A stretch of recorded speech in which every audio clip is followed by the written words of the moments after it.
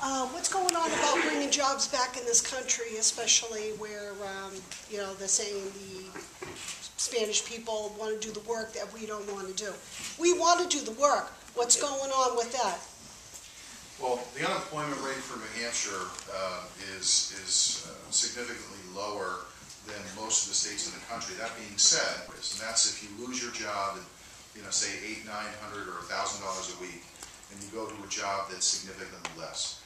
Your quality of life changes, the ability for you to provide for your family becomes more difficult. You have to get a second or third job to make ends meet. What I continue to hear from most people is that they want a strong and vibrant economy. Exactly. So we have choices with respect to where we work and how much we earn. I think we've got a great educated workforce in New Hampshire. I think that we are willing to work.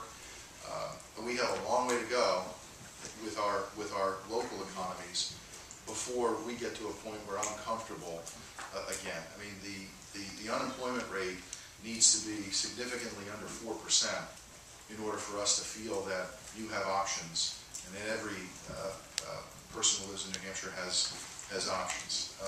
But on a federal level, what we can do and what we should be doing is create an environment where small business owners, and 75–80% of New Hampshire is dependent on small business generation. We need to be putting policies in place that enhance and augment the small business owner's ability to reinvest in their business and hire. And the way you do that is give them predictability, first of all, on national public policy.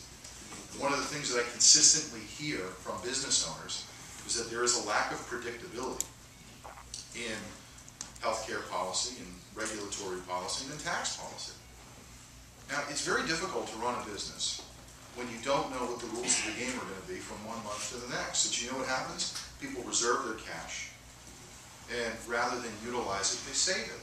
Rather than, you know, invest it in their business or create jobs, they save it for a time later. It's estimated that we have $1 trillion that is sitting in private companies, shelved in savings accounts because of that lack of predictability. So the first thing that we can do is craft a budget that's responsible, that shows a reduction in our deficit, which shows a reduction in our debt. And that sends a message that we're not going to raise taxes, that we're going to get out of this by being lean and tough. Secondly, we need to have a very serious discussion about tax policy in this country and what is equitable and what makes sense. You hear that there is a lot of discussion right now amongst Republicans and Democrats in Washington about reducing the corporate tax rate because we are the highest in the nation. Japan reduced theirs. The idea would be to create jobs here because it's too expensive right now based on our corporate tax rates. And, you know, some people disagree with that notion. I respect, you know, our differences of opinion. But when you talk to job creator after job creator after job creator, and they tell you what their impediments are, we can either fix those impediments or we can ignore them. And again, when Carl Thibodeau up in North Conway, you know, he said, reduce my health insurance costs, reduce my regulatory burdens, and give me predictability in tax policy, and I'll find a way to have greater sales and hire more people back to work. So that's what I think Congress should be focusing on. And I think that there's opportunity for agreement amongst Republicans and Democrats. We're having discussions on the Budget Committee now, bipartisan discussions, about some meaningful tax reform that may, we're still working on it, but it may get included in the budget, and it's likely to have bipartisan support. And that's important because when we send something to the Senate, and we have bipartisan support in the House, it sends a message that we have general and broad agreement. And again, what I said earlier is I think most of the country wants to see progress. They don't want to see us in a stalemate. They want to see the country moving forward.